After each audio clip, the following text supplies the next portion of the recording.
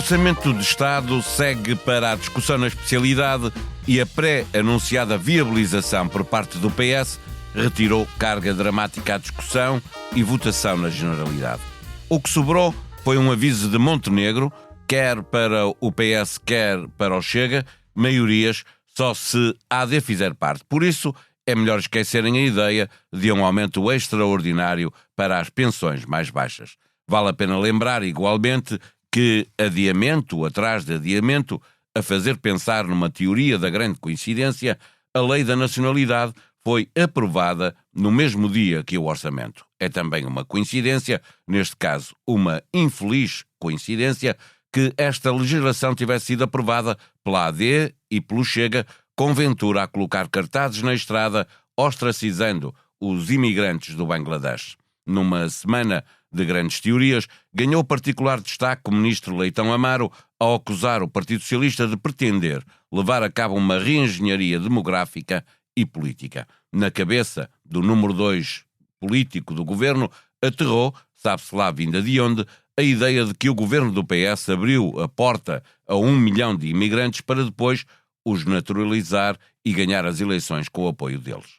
Como Ventura está em todo o lado, também esteve na SIC para uma entrevista onde repetiu a tese de alguns taxistas, segundo a qual este país já só se endireita com 3 Salazares. Neste país que, se não existisse, tinha de ser inventado, a conversa faz entre Pedro Marcos Lopes e Pedro Cisa Vieira, comigo, Paulo Baldaia na moderação e o sonoplasta de sempre, Gustavo Carvalho.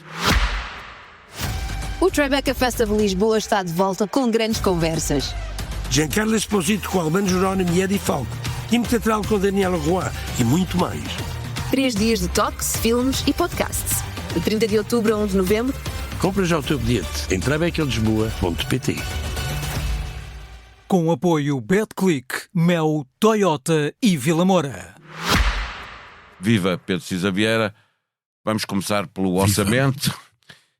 O anúncio antecipado de viabilização do orçamento por parte do PS teve a virtude de tirar dramatização excessiva ao que costuma haver por causa da aprovação quando o governo é minoritário, ou foi maior o defeito de ter provocado uma desvalorização do debate e, portanto, a comunicação social não ligou muito ao orçamento? Bem, eu só posso dizer Graças que a isto Deus. faz tudo sentido, não é? Se vocês se recordam, logo com o primeiro governo de Montenegro, aquilo que eu defendi aqui é que num governo e com um parlamento tão fragmentado, com 3 partidos que precisavam, qualquer deles podia condicionar o desfecho de uma votação, o melhor que o governo tinha era seguir as boas práticas do direito financeiro, que é basicamente a fazer uma proposta de orçamento que prevê receitas e autoriza a realização de despesas e deixar de fora todas aquelas coisas que na gíria se chama cavaleiros orçamentais, ou seja, normas que não têm natureza orçamental, mas que são metidas a cavalo na lei do orçamento para, digamos assim, comprar a boa vontade de outros partidos, porque com aquela geometria variável era muito mais difícil encontrar uma forma de os 3 partidos estarem de acordo com aquilo que poderiam servir de contrapartida à viabilização do orçamento. Foi por isso que os orçamentos da geringonça acabaram por ser tão digamos assim, sujeitos a normas que não tinham natureza orçamental, e foi por isso também que o orçamento para 2025, aprovado no primeiro governo de Montenegro com a abstenção do PS, foi uma coisa tão dramatizada. Não tem que ser assim. Porque, na verdade, fazer, digamos assim, política de fundo e opções políticas de fundo em matéria fiscal, em matéria de organização dos serviços de saúde, de leis laborais, etc., não é uma coisa que deva ser feita naquela meia dúzia de sessões que decorrem em poucas semanas à volta da discussão da lei orçamental. É uma coisa para ser feita mesmo numa discussão própria sobre esse aspecto. Portanto, acho que fez muito bem o Partido Socialista a dizer: se o orçamento não tiver nenhuma opção política de fundo que nos seja repugnante, mas o governo que tenha certeza que nós o viabilizaremos através da abstenção e depois julgaremos a execução das políticas. E fez bem o governo em simplificar o documento? Fez muito bem, como é evidente. Nós não queremos voltar aos tempos em que a aprovação do orçamento se transformou numa questão de vida ou de morte do governo, em que transformamos a proposta de lei de orçamento de Estado numa espécie de moção de confiança encapotada. Que, aliás, nunca foi nenhum governo certo, que caiu por causa do orçamento. Se bem te recordas, o Presidente da República, ainda em funções, a certa altura, passou a dizer que se um governo não visse o seu orçamento aprovado na Assembleia, não tinha condições para conseguir. E jogou com aquilo que queria também o Primeiro-Ministro António Costa, não é? Porque o primeiro, quando caiu pelo orçamento não foi aprovado... Eu posso dizer que estava nesse governo e posso-te garantir que o Primeiro-Ministro não queria que o governo caísse por esse motivo. Bem, então o Presidente da República disse-nos coisa diferente. E nós já ouvimos coisa diferente, não do Primeiro-Ministro, mas todo o debate que foi feito foi à volta disso. Pedro Marcos Lopes, a este propósito, é verdade que o PS desdramatizou e anunciou antecipadamente, mas também já está a dizer que dá um ano ao governo para mostrar que é capaz de ter uma política orçamental positiva. Sim. O orçamento está aprovado, o PS arrisca perder a imagem de responsabilidade que ganhou ao passar um cheque em branco em nome da estabilidade, se agora aprovar aumento de despesa, como é a proposta para um aumento extraordinário das pensões. Respondendo diretamente à tua última pergunta, sim, corre. Acho que se o Partido Socialista embarcar nesse disparate, peço desculpa, não tenho outro termo, não me recordo outro termo melhor, comete um erro grave. Aliás, porque não se pode ter o discurso que é legítimo e verdadeiro de que o partido, que o PSD e o Governo teve no ano passado a fazer um bodo aos pobres, digamos assim, a gastar o dinheiro que havia e que não havia e que, enfim, Deus queira que não precisemos dele mais tarde, e agora vir a votar mais um aumento extraordinário de pensões, estrutural. Portanto, espero que o Partido Socialista não o faça. Quanto ao orçamento, é muito rápido. Não é de agora, não é deste orçamento, é dos últimos 20 e tal orçamentos, é que eu digo sempre a mesma coisa. Acho que o orçamento, que se tem metido vários governos, por diferentes circunstâncias, coisas no orçamento que não são para ser metidas, e torna-se a discussão do orçamento uma discussão que não se deve ter no orçamento. Eu não quero tirar o peso ao orçamento. O orçamento é um instrumento político importante. Sim, ou até um orçamento que ficou conhecido pelo orçamento cajelmiano. Não é? Exatamente. Quer dizer, não... Meteu-se demasiadas coisas. Portanto, eu não chego... Sempre disse o mesmo. Acho que se tem de tirar. O orçamento tem de ser exatamente o que o Partido Social Democrata fez com este. Uma coisa de despesa e receita, que desde que não tenha grandes alterações, a questão fiscal não seja completamente alterada. O problema fiscal, infelizmente, neste país, continua a ser o mesmo e não há, de facto, uma vontade política de diminuir os impostos indiretos, porque os impostos indiretos são fonte de uma receita brutal. Isso é mais fácil de esconder. Só que, apesar de serem uma fonte de receita brutal, são profundamente regressivos, não é? Porque eu pago pelo um litro de azeite exatamente o que paga uma pessoa que ganha 10 vezes menos do que eu. Bom, em frente. Portanto, nesse aspecto, muito bem. Em segundo lugar, há que registar que este orçamento é um orçamento já de alguém que quer governar e não de alguém que estava a fazer campanha eleitoral, que foi o que aconteceu no orçamento anterior. O orçamento anterior, aliás, com a sequência daqueles aumentos todos para a função pública, pensões e tudo mais, já vinha com essa carga, foi sobretudo um instrumento de luta política. Foi o orçamento para este ano e a execução orçamental do ano passado. Claramente.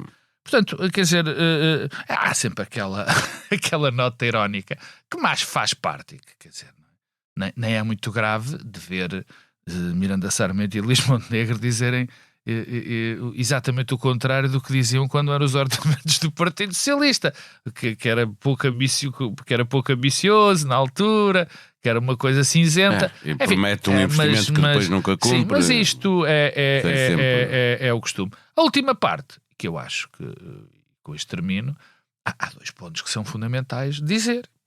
Para já, este orçamento não tinha grande margem. Repito, pela terceira vez, o que tinha sido gasto já não podia voltar a sê-lo, não é? Quer dizer, portanto, e a despesa estrutural que se fez Já não podia ser ainda mais acrescentada. Mais a mais os nossos compromissos europeus. Nesse aspecto, portanto, não havia grande margem para fazer diferente. E em segundo lugar, é sempre de saudar, apesar de eu achar, como aqui já disse também várias vezes, que é muito otimista, quer dizer,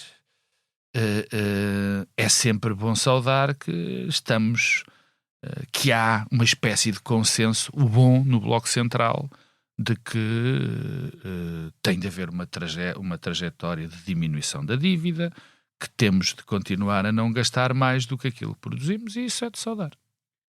Para fecharmos este tema, queria te perguntar, Pedro Cisa Vieira, se é um erro olhar para os saldos positivos anuais da Segurança Social como um cofre onde é possível, seja pelo lado da oposição, neste caso o PS e o Chega, de quererem, à custa disso, aumentar as pensões mais, de uma forma permanente, as pensões mais baixas, sejam os bónus pontuais que o Governo deu nos últimos anos em exercícios orçamentais.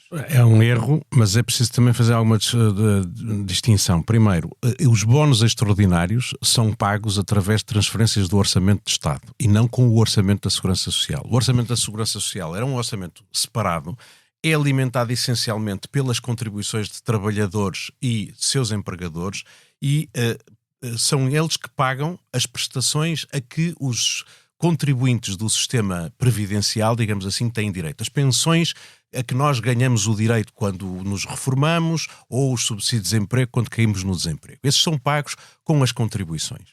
Os saldos do sistema previdencial são, nos termos da lei, reservados e metidos numa coisa chamada Fundo de Estabilização Financeira da Segurança Social, que será utilizado no futuro, se porventura faltar dinheiro para pagar as pensões, para evitar precisamente que os contribuintes tenham que fazer transferências do Orçamento de Estado para pagar essas pensões. O que aconteceu nos últimos anos foi que os governos fizeram pagamentos extraordinários aos pensionistas, que não aumentaram as respectivas pensões com folgas que tinham no Orçamento de Estado. O que é errado é nós comprometermos o sistema previdencial com aumentos permanentes das pensões, porque não é apenas pormos em causa o saldo total da administração pública, contando com Orçamento de Estado e Orçamento da Segurança Social, mas porque também pode pôr em causa a sustentabilidade a prazo do sistema previdencial. Portanto, é errado e não deve ser feito.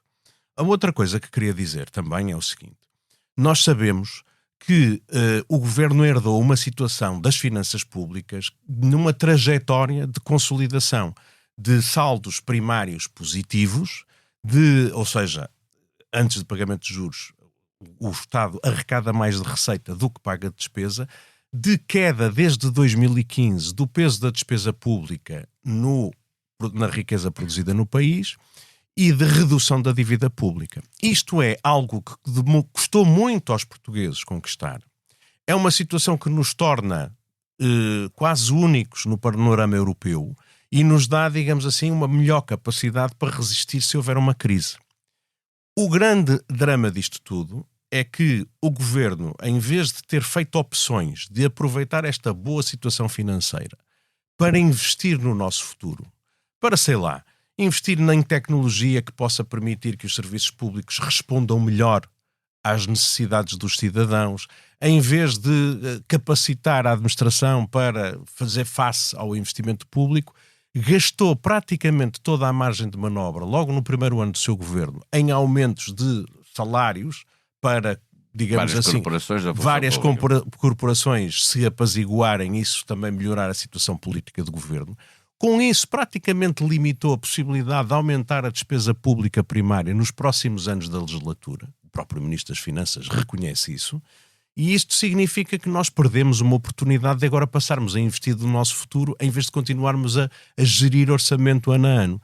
Mas pronto, ainda assim é sempre melhor que nós tenhamos contas públicas equilibradas e que não tenhamos que pagar com língua de pau amanhã as imprudências dos governos de hoje, do que voltarmos a uma situação em que temos déficits. Também queria dizer o seguinte: ouço muitas vezes dizer ter um déficit de 0,5% ou de 1% também não é uma coisa assim tão dramática. É verdade, mas é um salto psicológico. quando ultrapassas uma barreira, Sem dúvida. começa a ser difícil voltar para Sem trás. dúvida. Tens E, déficit, portanto, estás a e acrescentar. nós há uma somos todos exemplos disso. enorme diferença entre os excedentes orçamentais que nós conseguimos no passado, que foram, digamos assim, uma ultrapassagem de expectativas. Eram o governo em 2019 ou em 2023, 2022, teve excedentes com que não contava. E, portanto, apresentava um orçamento a dizer vamos ter um déficit de 0,3, 0,5 e depois chegava ao fim e quando concluía a execução orçamental as coisas tinham corrido melhor, a economia estava melhor e conseguiu-se apresentar excedentes. O que é muito mau é que um governo diga que vai ter um excedente e depois no fim tem um déficit. Isso é que tem que ser evitado. Eu estou convencido que, apesar de tudo, em 2026 o governo vai evitar, por causa disso, porque aumenta o ISP e, portanto, vai buscar ali mil e tal milhões de receitas que não estão contabilizadas no Finalmente que o ISP é mesmo aumentado, quer dizer, convém. Não é aumentado. Sim, acabam os descontos. Acabam os descontos, quer dizer, no fundo fica mais caro o combustível em tese para o consumidor. É algo que a Europa tem existido há muito tempo e é lamentável. Mas não deixa de ser um daqueles impostos indiretos que é regressivo. Paulo, mas é sempre não difícil. Não só há um compromisso europeu, como há um compromisso com as gerações futuras. Certo. Quer dizer, que isto é uma medida. Ambiental, isto é uma medida que não diz respeito só a. O combustível é suposto levar a menos consumo. É preciso só recordar o seguinte: o ISP tem um determinado valor e esse valor foi temporariamente reduzido porque o preço do petróleo disparou a seguir e compensava a receita, era compensada pelo preço do petróleo. O imposto era sobre um valor mais alto. E foi uma medida temporária porque o preço do petróleo estava a subir muito para não fazer subir muito o valor dos combustíveis. Mas isso foi sempre visto como uma medida temporária e Bruxelas diz vocês não podem manter isto assim porque há uma regra europeia sobre o imposto sobre produtos petrolíferos. Bom, vamos deixar o orçamento que entra agora na especialidade, portanto logo veremos se temos matéria ou não nas próximas semanas para voltar à discussão do orçamento. Passamos para a lei da nacionalidade, que foi aprovada no mesmo dia. Pedro Marcos Lopes, com esta lei, voltou a acontecer o que já tinha acontecido com a lei de estrangeiros, em matérias muito sensíveis relacionadas com a imigração e com a polarização que isso implica. A AD faz negociações paralelas com o Chega e com o Partido Socialista, que estão nos antípodas neste assunto. Até ao fim fica a ideia de que pode haver acordo com o PS. À última da hora, a AD cede ao Chega e o Chega cede à AD e os dois aprovam a legislação. O PS anda a ser instrumentalizado ou anda a dormir do ponto de vista político nestas matérias? Paulo, permite-me, e agora não é... Deixa-me, ainda bem que me faz essa pergunta para não responder. Permite começar por algo...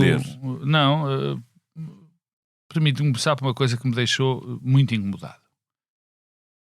Mesmo muito incomodado. Ontem vi o discurso, a comunicação ao país do seu primeiro-ministro e o que eu vi foi um primeiro-ministro rodeado de 8 bandeiras nacionais. Anteriormente, pouco tempo antes, tinha ouvido o inefável ministro Leitão Amaro, que hoje por hoje é uma espécie de campeão das causas do Chega, dizendo que Portugal era agora mais Portugal com esta lei da nacionalidade. E lembrei-me de uma frase do Stefan Zweig, que ele escreve no Mundo de Ontem, onde diz que o nacionalismo é a pior de todas as pragas. E eu ontem, a ver todo aquele espetáculo que o partido, que o PSD, espetáculo no pior sentido, que o PSD deu com a questão da nacionalidade depois, enfim, do orçamento, fiquei muito apreensivo. Porque quando o nacionalismo, quando essa praga, como dizia o Zweig, chega a partidos, está em partidos extremistas e nacionalistas e populistas como o Chega, é uma coisa. Quando esse vírus contamina os partidos do sistema, um partido como o PSD, estamos metidos num enorme sarilho. Repara, o ministro Leitão Amaro, que disse que com esta lei da nacionalidade Portugal está mais Portugal, frase que lá está um dos 3 Salazares de Ventura, não diria melhor, é o homem também que, enfim, tem declarações muito próximas das de Passos Coelho sobre a grande substituição e sobre o grande e também na sequência de um dos intelectuais orgânicos da extrema-direita, o Miguel Morgado, que diz que a imigração é um grande complô da extrema-esquerda para fazer também uma espécie de reengenharia social. Estou a pensar na Angela Merkel, era da extrema-esquerda alemã, não era?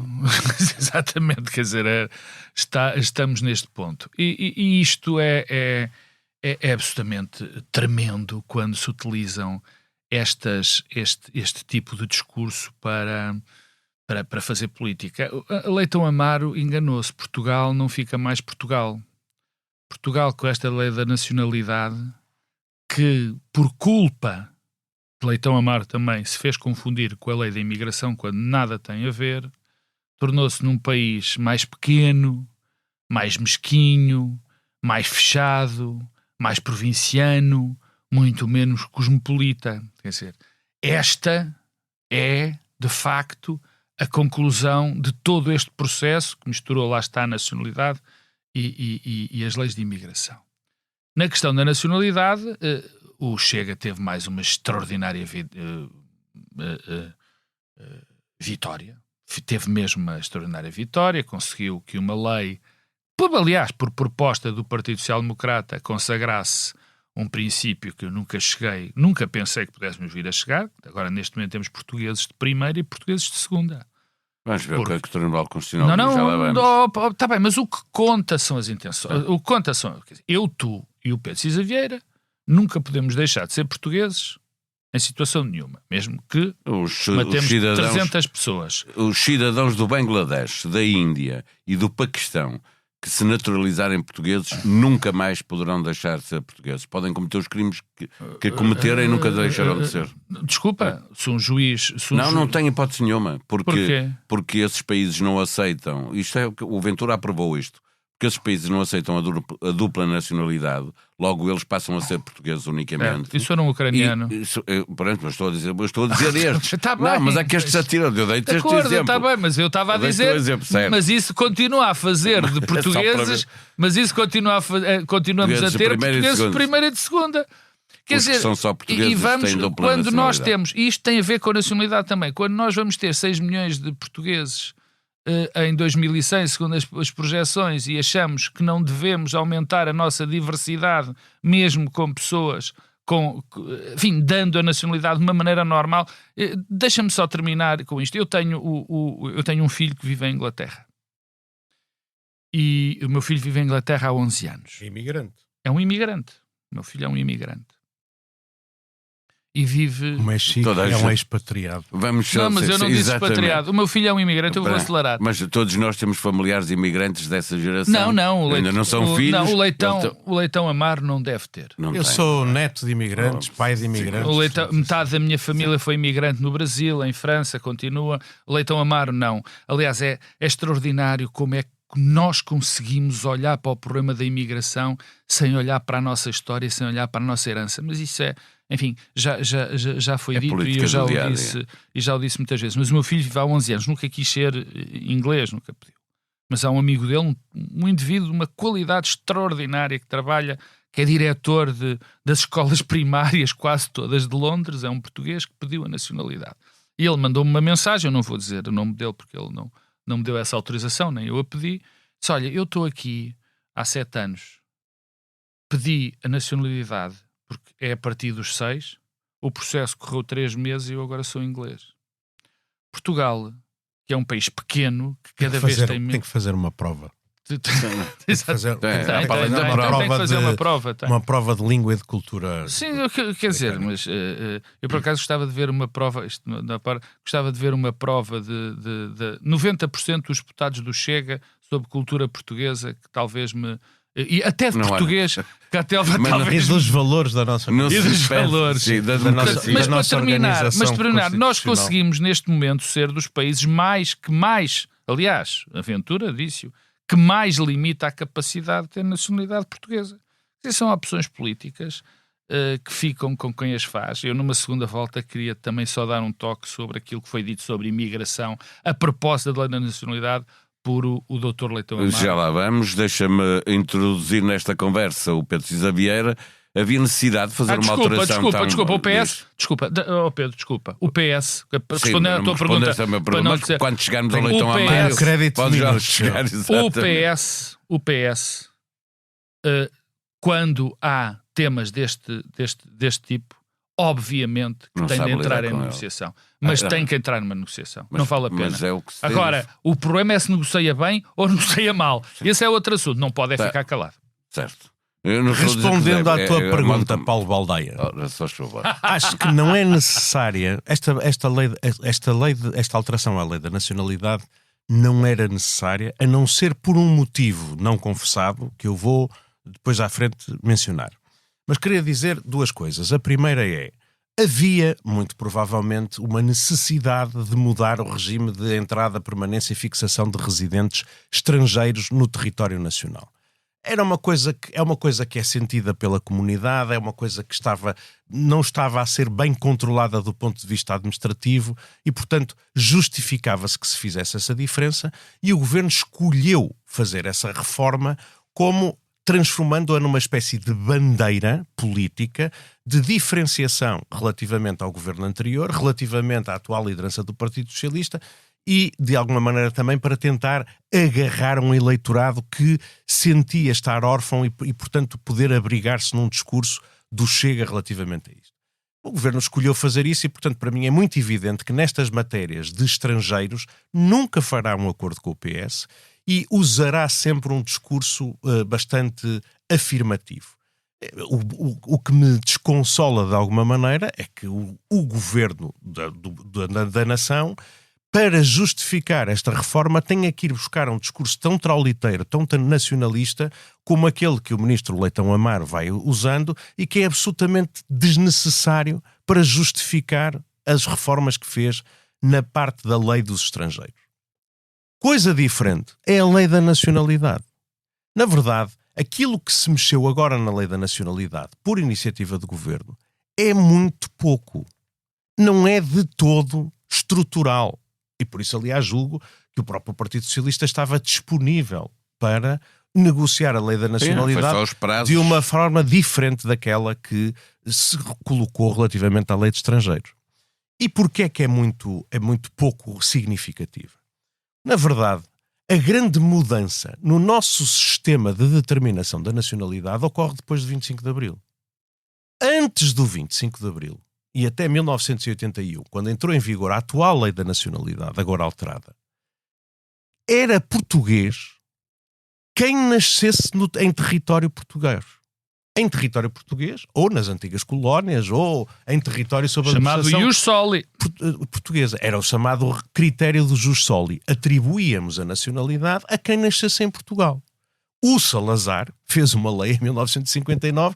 O Salazar, de quem o Ventura acha que tinha que pôr agora as Não, coisas mas na era ordem, um dos três, não era? fez- Era outro, ele estava a pensar Era uma nisso. espécie- foi o quarto Salazar, se calhar. Santíssima Trindade. Fez uma lei onde quem nascesse em território nacional, incluindo nas colónias, era português.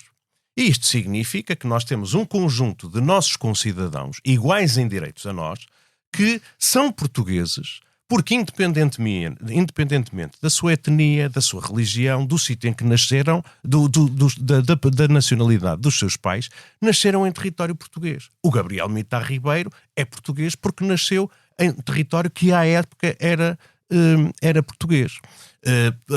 Cidadãos que nasceram no então Estado da Índia, o professor André Gonçalves Pereira, que foi ministro dos Negócios Estrangeiros do país, vários membros ilustres nasceram em Macau, cidadãos nascidos no território de Macau até 1981, Exatamente. eram e continuam a ser, e os seus descendentes continuam a ser portugueses assim.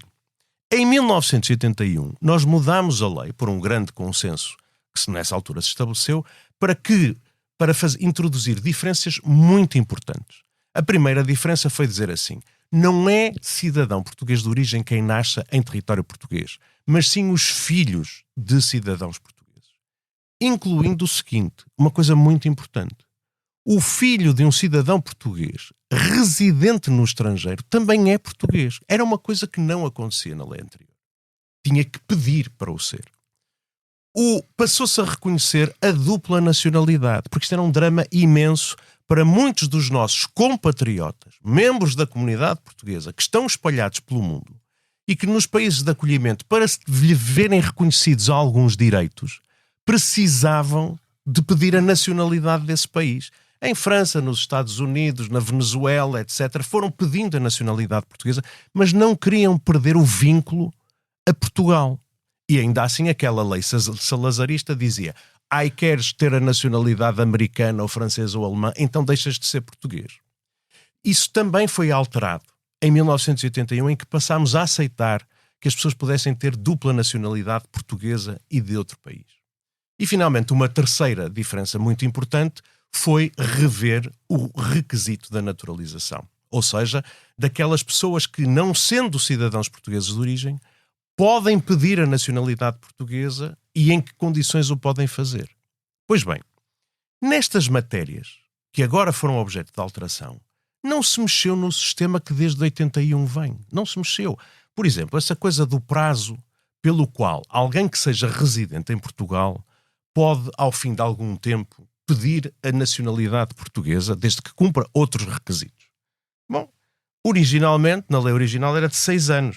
Em 94 passou a ser de 6 para 10 anos. Em 2018 baixou para 5 anos. E agora, na proposta de governo, volta aos 7, 10 anos. Quer dizer, qual é o impacto político disto? Eu digo-te, nenhum. Há um impacto muito importante. Imediato, não é?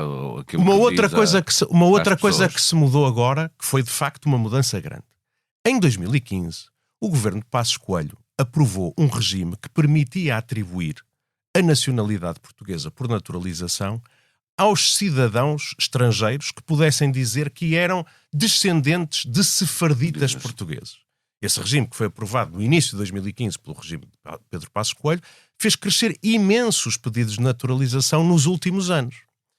Agora acaba-se com isso. Já em 2018 tinha havido uma primeira restrição à naturalização dos sefarditas, agora acaba-se com isso. Abramovich é português. Estas duas coisas têm não um efeito político, mas um efeito administrativo muito grande. O que é que isto significa? Nós temos neste momento 500 mil de pedidos de naturalização pendentes nas conservatórias de registro centrais, no Instituto de Registro e Notariado. E eles não conseguem, pura e simplesmente, atender a esses pedidos. Então o que é que o governo faz? Retira o direito a uma série de pessoas. Mais 60% dos pedidos de naturalização vão morrer por causa desta alteração à lei. É por isso que o governo não quis fazer uma norma transitória.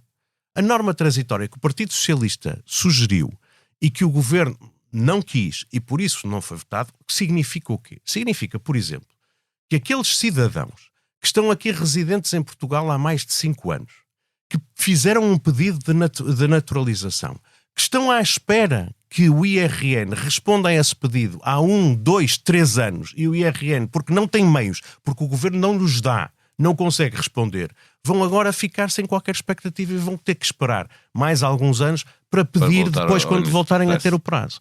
Pronto. Na verdade, estas mudanças, depois o governo embrulha estas mudanças à lei da nacionalidade, que são relativamente pequenas, num discurso, digamos assim, nacionalista, etc., que o ministro Leitão Amaro agora é o protagonista. Há uma diferença, de facto, importante. Essa diferença é uma coisa verdadeiramente inovadora, que é a perda de nacionalidade como pena acessória para quem pratica um crime e tenha sido naturalizado há menos de 10 anos. Devo dizer o seguinte, essa alteração é uma alteração que é muito duvidosamente compatível com a Constituição e provavelmente vai cair no Tribunal Constitucional. Até porque vou dizer o seguinte, os pareceres que a Assembleia da República pediu pediu ao Conselho Superior do Ministério Público, ao Conselho Superior da Magistratura, a uma série de académicos. Pelo menos dizem, a fazer-se isso tinha que se fazer de outra maneira. Mesmo os constitucionalistas mais próximos desta ideia, que dizem que se calhar é possível, à luz da Constituição, determinar esta pena acessória, dizem o seguinte: isto só poderia ser para respeitar o princípio da proporcionalidade se fosse para crimes que de alguma maneira fossem incompatíveis com a vontade de ser português, como por exemplo atentados contra o Estado de Direito, etc, etc. Ora, o acordo com o Chega, eu acho que esta questão da perda da nacionalidade foi para o governo garantir que tinha uma aprovação da lei da nacionalidade e que agarrava o Chega nisto, vai muito mais longe no catálogo de crimes que podem determinar a perda de nacionalidade. É por isso que mesmo os constitucionalistas mais próximos do governo dizem que, como está, provavelmente o Tribunal Constitucional vai chumbar. Portanto, é uma coisa, não era necessário, é pura e simplesmente para resolver um problema administrativo, mas o governo aproveitou para meter isto no embrulho do discurso de casa em ordem e de hostilização e diferenciação do Partido Socialista e para tentar abafar o discurso do Chega. É muito mau quando se faz isto a propósito de uma coisa tão estruturante da nossa comunidade como é a lei da nacionalidade. Leitão Amaro, regressamos a ele, acusou o PS de ter deixado entrar 1 milhão de imigrantes com o intuito de os naturalizar portugueses, beneficiar do voto deles e ganhar as eleições. A mesma teoria da extrema-direita norte-americana em relação aos democratas. Leitão Amaro chamou-lhe reengenharia demográfica. Nem e sequer tem grande política, imaginação. Tá bom. Como pode o PS aceitar, insisto nisso, negociar uma aliança com uma aliança e um governo que não perdem uma oportunidade de o enxovalhar nestas matérias? Pedro Marcos Lopes. É uma pergunta difícil, porque eu também eu percebo, mas não concordo o que se passa com o Partido Socialista hoje. Aliás, acho que o Partido Socialista está a cometer um erro gravíssimo. O Partido Socialista convenceu-se, pelo menos é a sensação que eu tenho, apesar de José Luís Carneiro ter sido bastante enfático no que ontem disse sobre as declarações de Leitão Amaro, o Partido Socialista convenceu-se que o tema da imigração é um tema que não lhe dá votos, que o faz perder votos. E, portanto, está num discurso dúbio, não sabe para que lado se há de virar. Eu acho isto de uma gravidade sem nome, porque o Partido Socialista ou cumpre, como o Partido Social Democrata não está a cumprir o seu património ideológico e programático, como o Partido Social Democrata se deixa completamente enredar pelo discurso de extrema-direita, eu esperava que o Partido Socialista pelo menos reagisse e fosse bastante claro nestes temas. E não o tem sido. Já não o foi no tempo de Pedro Nuno Santos. Pedro Nuno Santos, aliás, neste tema é bastante, entre aspas, mais à direita do que José Luís Carneiro. Eu lembro-me daquela célebre entrevista. Bom, agora, o que eu acho mais preocupante do que a posição do Partido Socialista é a posição do governo, nomeadamente de Leitão Amaro, que é o pivô de toda esta política, com o amén de Luís Montenegro, que isso fique claro. Quer dizer, acusar o Partido Socialista, ou acusar quem quer que seja, de uma tentativa de reengenharia social através da imigração, não é só estúpido, é ignorante e muito mal intencionado. Aliás, eu repito, isto é uma tese que está a correr em Portugal, porque foi dita por Pedro Passos Coelho, que basicamente defendeu essa ilustre teoria da substituição populacional. Foi dita... Pedro Passos Coelho fez uma enorme censura ao discurso que Pedro Passos Coelho fez em 2015 no Conselho Europeu. Foi uma coisa mortal.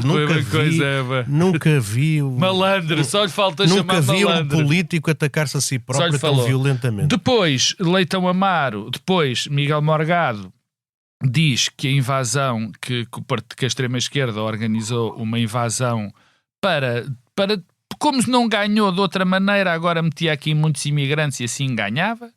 E agora temos Leitão Amaro, que que é basicamente um ignorante no que diz respeito às questões da imigração, diz que aqui há uma reengenharia social porque o Partido Socialista deixou entrar 1 milhão de pessoas. Eu tenho várias notícias para o engenheiro Leitão Amaro. A primeira que lhe tenho... Doutor, ele é jurista e doutorado em Direito.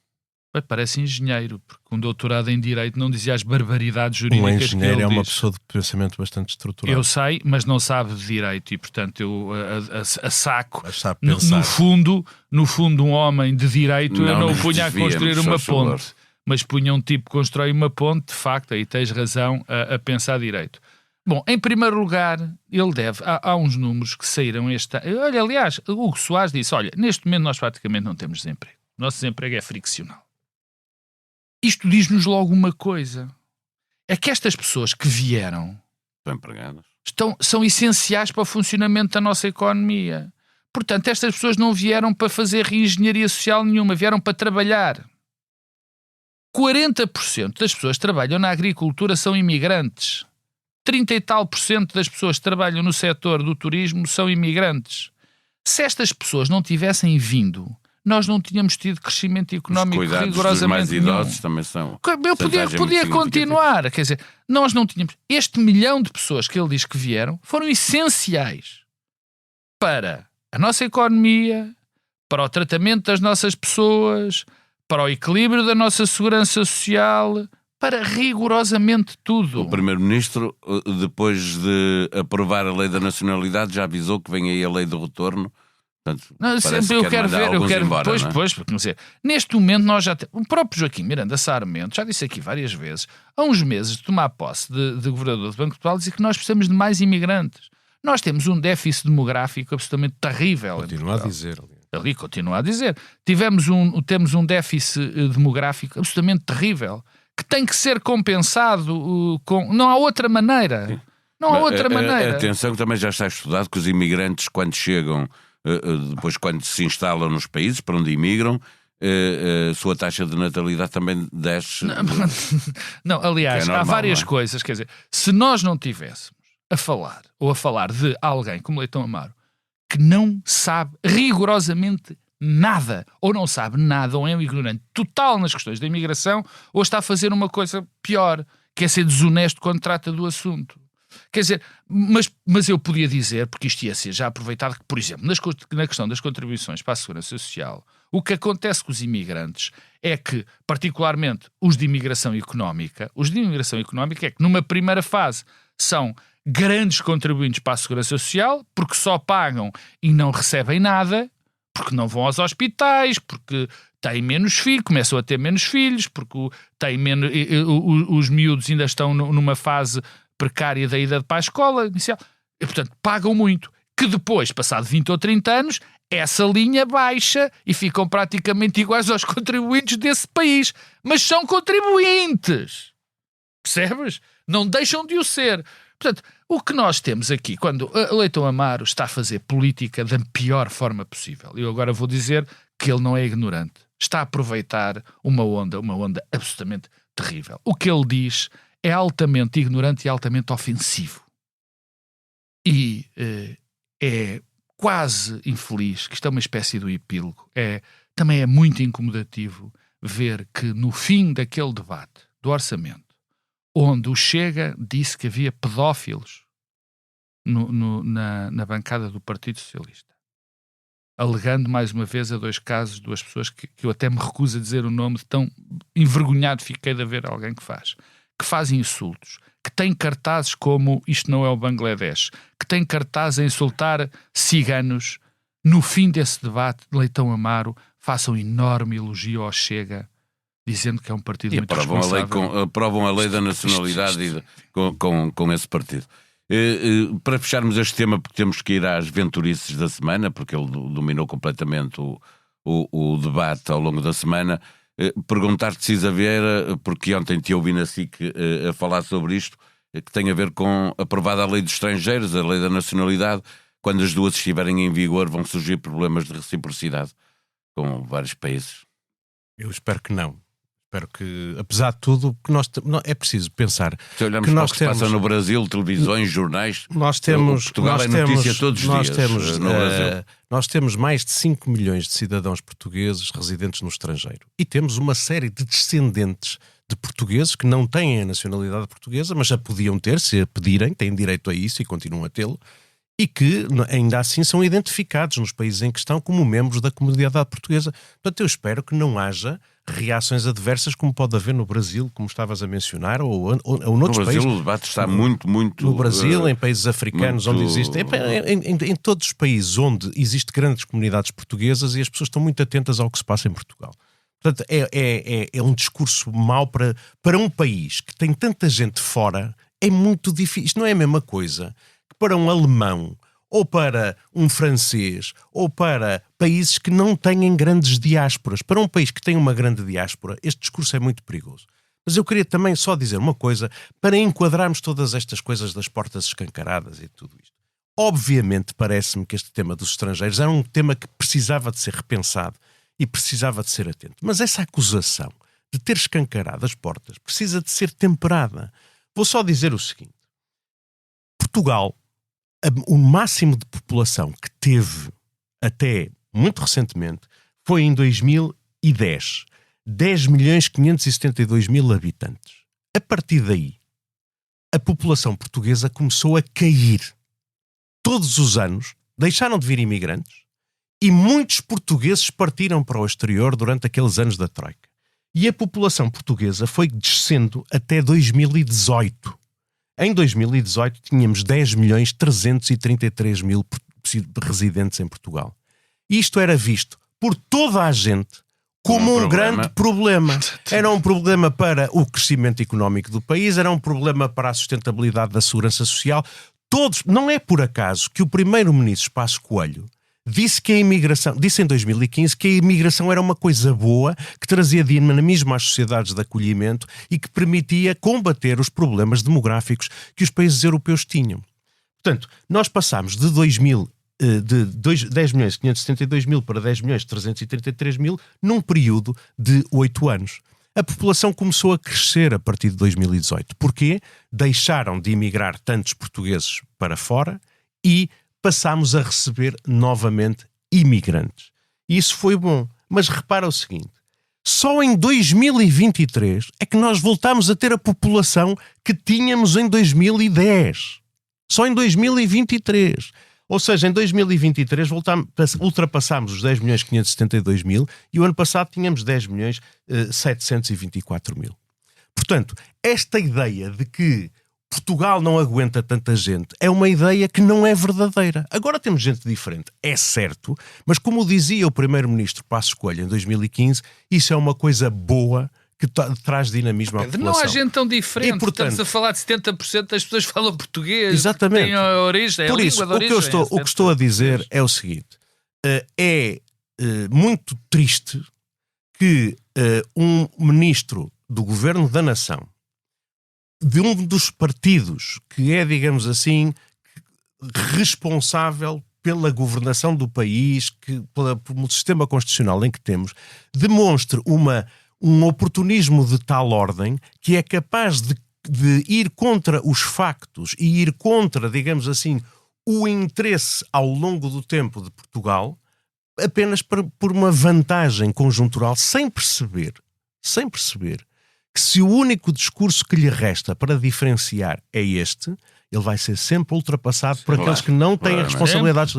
Ele está a dizer que vai pôr ordem na casa e daqui a 2 anos o André Ventura vai dizer está tudo na mesma. Já tinhas que dizer isso e é bem verdade. Não há como mudar as coisas desta maneira.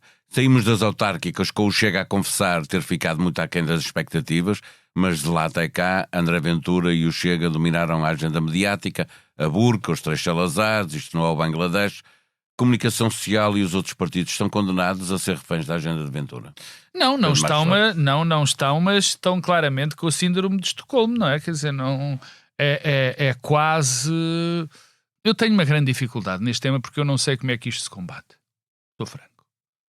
Eu também não me parece que não se possa... Parece-me que não se pode deixar André Ventura também a falar sozinho e a dizer as coisas que diz, porque ele já tem suficiente capacidade mediática e de chegar às pessoas para que nós o deixemos... A coisa mais eficaz que vimos nos últimos tempos foi o a Isaltino Moraes. do Isaltino e o talvez deputado Gonçalo Capitão. O humor... Sim, o Gonçalo Capitão... O Gonçalo Capitão é mesmo muito engraçado e muito inteligente. O Gonçalo Capitão fez um excelente vídeo, mas depois disse... Pode ser uma mas logo a seguir disse uma coisa de tal maneira grave no programa do humorista Ricardo Araújo Pereira que eu deixei de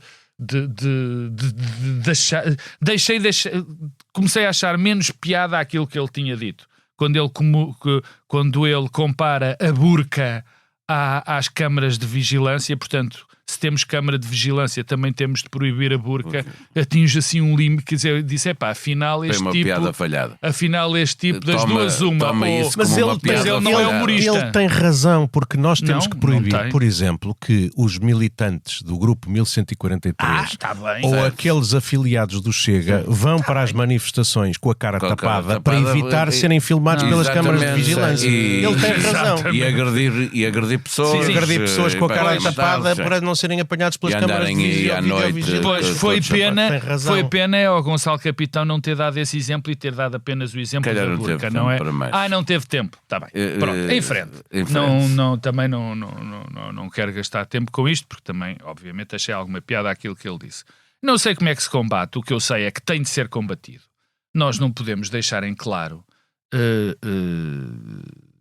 coisas como o cartaz do Bangladesh ou o cartaz dos ciganos. E eu acho muito mais grave, francamente, o cartaz dos ciganos.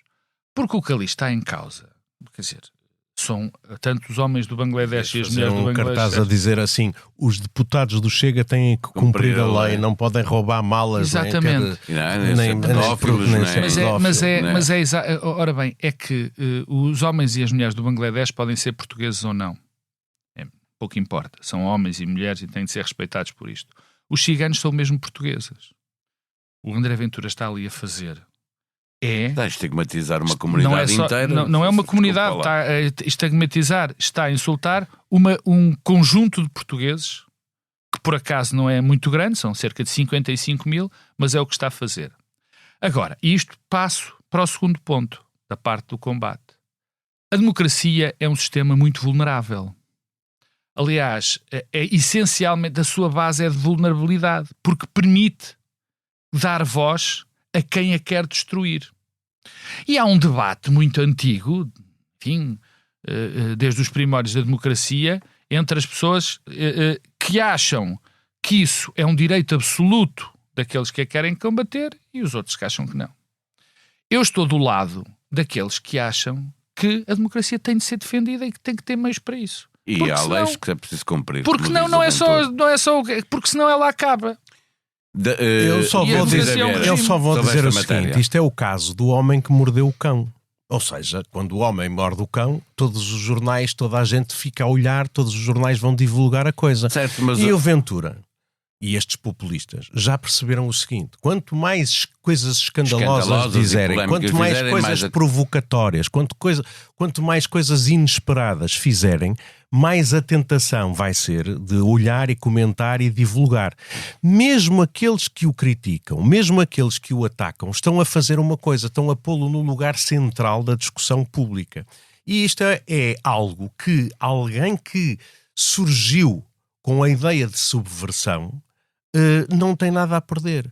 Quer dizer, um político tradicional vai fazer uma coisa e faz uma crítica ao governo e diz: o governo está a pôr os serviços de saúde em uma má situação, é preciso aumentarmos o número de médicos que estão disponíveis. Pronto, está bem, a gente ouve e tal, já ouvi isto 30 vezes. Quando aparece alguém a dizer assim, é preciso fazer fechar os hospitais todos e mandar essa gente toda para casa porque eles são uns choramingas que qualquer dorzita vão para as urgências. Isso garante que tem, obviamente, audiência. Mas deixa-me chamar a atenção. Mas nenhum político sério, responsável, que quisesse governar o país o faria. E, portanto, este mecanismo que os populistas usam é um mecanismo que só está disponível para eles. Para Mas quem seja irresponsável. Deixa-me chamar a atenção para o seguinte. O Ricardo Marchi, que é um investigador do ISCTE e que tem estudado a extrema-direita na Europa... E que é de extrema-direita, convém também dizer isso, não é? Mas ele nota, isto é importante, porque no Expresso Amanhã ele nota que há em Portugal uma hiperexposição mediática do líder da direita radical, o Ventura, que não é comum na Europa. Ou seja, se é verdade que os populistas têm... O que eu estou a dizer é que a comunicação social em Portugal, a comunicação social em Portugal está tão depauperada, tão carente de audiências, que sabe que pôr o homem que morde o cão em direto é uma coisa que traz essa desaudiência. Isto as audiências do André Ventura na SIC, não é? Isso é mesmo assim. O que eu quero dizer é o seguinte: isto favorece o André Ventura, por um cartaz que põe toda a gente a falar, favorece-o. Porquê? Porque a tentação das pessoas de bem, dos portugueses de bem, é criticar o cartaz, é atacar o André Ventura. E no mecanismo tribal em que funciona a lógica destes movimentos, os membros da tribo põem-se atrás do chefe e dizem assim: estão a atacar o chefe, estão a atacar a tribo, estão-me a atacar a mim. E, portanto, isto até serve de mobilização. Portanto, inevitavelmente a coisa vai acontecer, e a comunicação social, pronto, gosta de ver aquilo, porque é como pôr... Olha, é como, por exemplo, é o mesmo movimento que levou a SIC, em tempos idos, a recusar o Big Brother, que é um espetáculo de voyeurismo doentio, na altura em que tinha independência económica e condição para dizer que sim ou que não, a SIC recusou o Big Brother. Hoje em dia põe o Big Brother em direto no telejornal porque traz audiência. O grande problema é que... E desculpem falar assim, mas este é um espaço de liberdade. Exatamente. Mas claro o grande problema é que, sim, comunicação social, sim, ele diz coisas para chocar, mas há um problema inerente a isto. É que as pessoas gostam. Pois, dá audiência. Não é dar audiência. Todas as pessoas param na autoestrada para ver o sangue. As pessoas gostam de... Quando tu tinhas não é esse aspecto que antes na televisão, não tipo a fazer um escândalo. Querem deixar para a semana, é isso? Eu quero. Então vamos lá, antes de irmos ao bloco central de interesse, eu peço só a cada um de vocês dois que não podemos, obviamente, esquecer o que se está a passar com o juiz Ivo Rosa, porque agora quer saber o que se passou com as investigações e também não o deixam saber, ele que foi a pessoa investigada. Começo por ti, Pedro Marcos Lopes.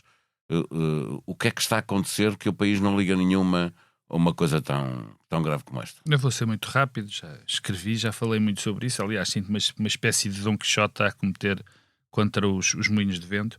O que se está a passar com o juiz Ivo Rosa é, na minha opinião, o maior ataque ao Estado de Direito e ao princípio da separação dos poderes dá muitas dezenas de anos. E eu não quero dizer desde 75 ou 76, mas não me lembro de um ataque desta dimensão. O que está em causa é o Ministério Público estar a intimidar, a ameaçar todos os juízes, na pessoa do juiz Ivo Rosa, de que, se não seguirem as teses do Ministério Público, são sujeitos a investigação. São sujeitos a inquérito, são sujeitos a devassa da sua vida pública. São sujeitos a vigilância, a perseguição. Deixa-me... O juiz Ivo Rosa foi sujeito a 8 inquéritos, que nós não sabemos qual é a razão, só sabemos de um, que foi uma denúncia anónima absolutamente patética. Foi sujeito a 8 inquéritos, dos quais 7 na sequência da decisão instrutória do caso Marquês. O que aqui está em causa é isto. Agora, a última nota é: envergonha-me como português, envergonha-me como amante da democracia, envergonha-me como cidadão, que o Presidente da República, o Primeiro-Ministro, o Procurador-Geral da República, o líder da oposição e os principais políticos não tenham uma palavra sobre o maior ataque ao Estado de Direito que eu me recordo.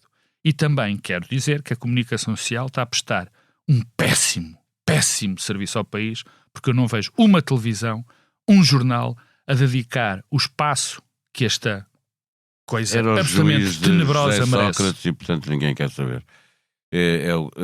Pedro Cisa Vieira, o que é que te ocorre dizer sobre aquilo que estamos a ver acontecer e parece não estar a incomodar muito? O Presidente da República ainda fez umas declarações lá atrás, dizendo que esperava que acontecesse não sei o quê, nunca mais voltou ao assunto. Não aconteceu nada e ele não voltou ao assunto.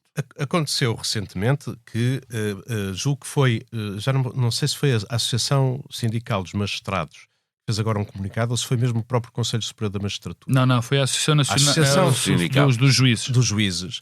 Fez um comunicado tomando posição sobre este caso, censurando a conduta do Ministério Público, censurando particularmente a recusa de acesso ao processo por parte do magistrado do Ministério Público que recebeu o pedido de Ivo Rosa para consultar os elementos que dele constam, e fazendo um comentário acerca de não se perceber como é que uma denúncia que é tão inócua, uma denúncia anónima com um contexto tão vago, demora 3 anos a ser investigada.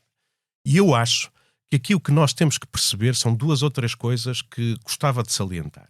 Primeiro, a Associação Sindical de Juízes faz este comentário a propósito do caso do juiz Ivo Rosa, mas a verdade é que isto é o modus de operação do Ministério Público sistematicamente. E era bom que os magistrados judiciais estivessem mais sensíveis, agora que toca a um deles, percebam que isto é uma maneira de atuar sistemática do Ministério Público. Segunda nota,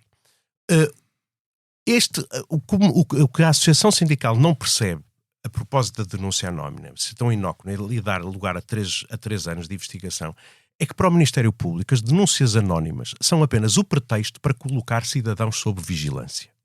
Verdadeiramente, eles sabem que não podem colocar um cidadão sob escuta ou ir às contas bancárias ou segui-lo se não tiverem o pretexto. E a denúncia anónima é um ótimo pretexto. E depois logo se vê, depois ficam 4 anos a escutar membros de governo e coisas assim, mas na origem tem lá abaixo uma denúncia anónima.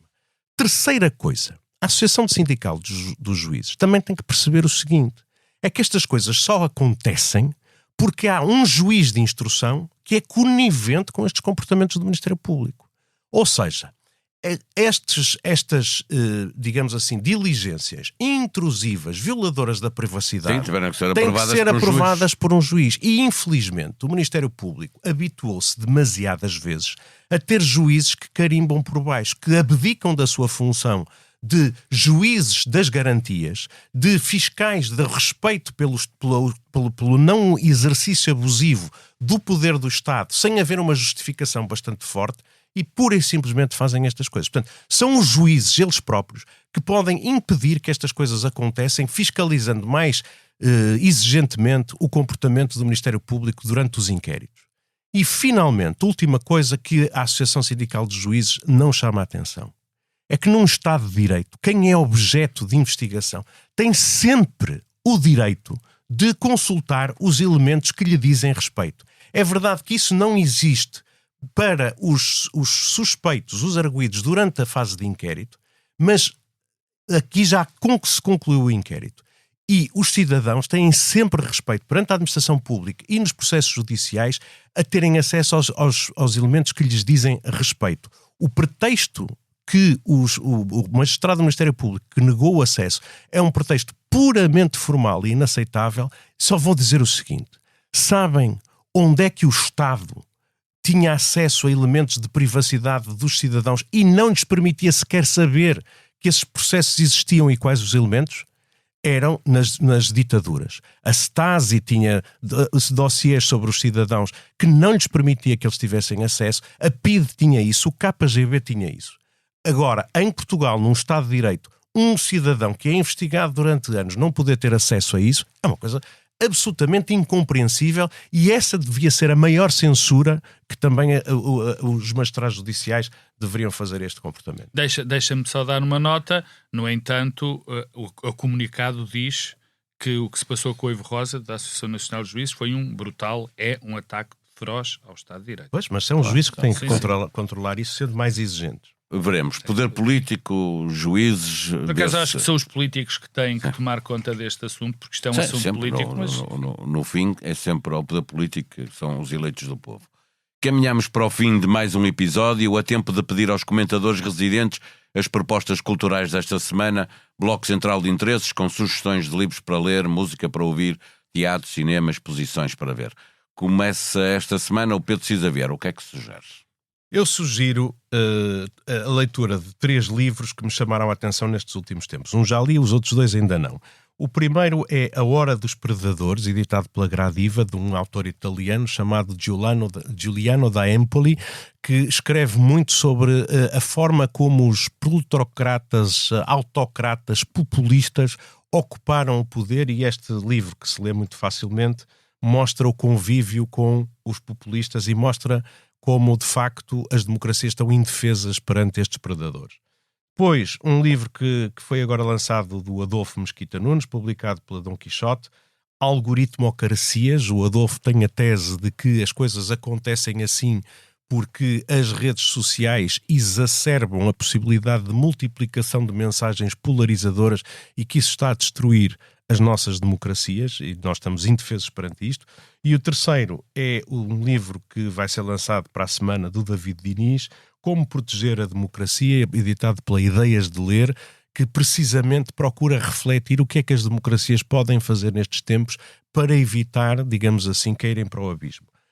Estava eu com isto preparado e vi um filme na Netflix, cuja visionamento recomendo. É o último filme da Catherine Bigelow, que foi a primeira mulher a ganhar um Oscar, que é uma extraordinária realizadora de filmes de ação. O filme chama-se A House of Dynamite, em português, Prestes a Explodir, e mostra como nestes tempos em que vivemos a possibilidade de um conflito nuclear pode suceder sem que ninguém perceba exatamente porquê. E é uma coisa que é muito intenso, passa-se num espaço relativamente curto de minutos, mas é filmado de várias perspectivas diferentes e mostra como, sem se saber porquê, nem como, de repente podemos estar à beira de um conflito nuclear, porque, de facto, as coisas estão hoje em dia muito mais perigosas, muito mais agitadas do que alguma vez as tiveram, provavelmente desde a crise dos mísseis de Cuba. Porque o Momento o aconselha 3 livros e um filme para ver na Netflix. Fechamos, como sempre, com uma proposta musical. O que há para ouvir, Pedro Marcos Lopes? Era o que estávamos a ouvir de fundo.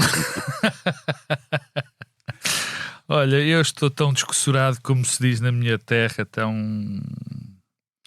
Preciso de algo que me faça sentir que as coisas podiam ser melhores e que vão ser melhores. Eu acho que somos muitos a achar isso. É preciso dar um jeito. É preciso dar um jeito, como dizia o outro, mas eu tenho uma música melhor do que essa para me lembrar de que está nas nossas mãos conseguir fazer do mundo um sítio melhor e muito melhor do que hoje parece, para onde parece estar a caminhar. A música que eu recomendo que se ouça em repeat é a Utopia, do Zé Afonso, que bem nos faz falta ouvir. Seja otimista, ouça Utopia. Recorde que pode consultar no texto de apresentação do podcast Bloco Central, nas páginas online do Expresso e da SIC Notícias, as propostas culturais do Pedro Cisa Vieira e do Pedro Marcos Lopes. Fique bem, boa semana.